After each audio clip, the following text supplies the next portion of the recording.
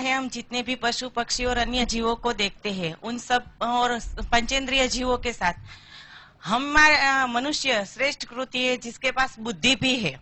फिर भी प्रकृति के अन्य जीव प्रकृति के हिसाब से ही जीते हैं, खाते हैं, पीते हैं, विहार करते हैं, सोते हैं, यहाँ तक कि उनकी मृत्यु भी प्रकृति के अनुरूप ही होती है।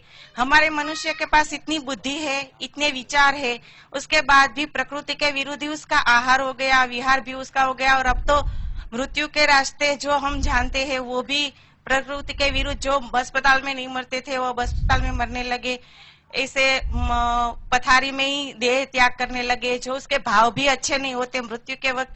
तो ये बुद्धि का क्या सदुपयोग है या ये सब बुद्धि का ही कमाल है, करामात है।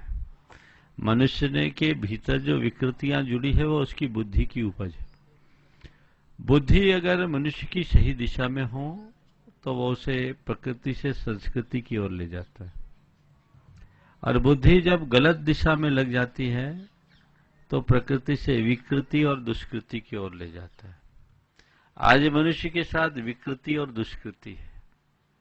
ये विकृति और दुष्कृति की जो कृत्य मनुष्य के द्वारा हो रहे हैं वो उसकी बुद्धि का दुरुपयोग है, नकारात्मक दिशा में बुद्धि के जाने का प्रतिफल है। हमें अपने बुद्धि को सही दिशा देने की जरूरत है, सही दृष्टि देने की जरूरत है। यदि सही दिशा और दृष्टि देकर हम चलेंगे तो परिणाम निकलेगा।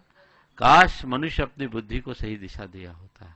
एक बात और देखना, दुनिया की जितनी भी समस्याएं पैदा हुई है वो सब मनुष्य के कारण हुई है, अन्य प्राणियों के कारण नहीं। इसलिए कि मनुष्य बुद्धिजीवी है। बुद्धि होना और बुद्धि का सदुपयोग होना अलग अलग चीज है। अल्बर्ट आइंस्टीन ने जब एटॉमिक पावर का इन्वेंशन किया तो उनसे कहा गया कि आपने ये जो शक्ति का आविष्कार किया है, क्या आपका पक्का भरोसा है कि इसका उपयोग सदैव मनुष्य के समाज के निर्माण के लिए किया जाएगा?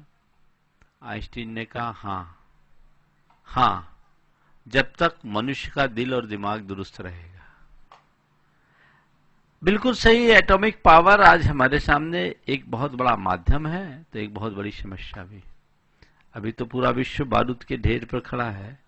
एक आदमी के दिमाग में कहीं फितूर आ जाए तो पता नहीं कितना बड़ा विप्लव खड़ा हो जाए। ये बुद्धि की नकारात्मक परिणति का उदाहरण है।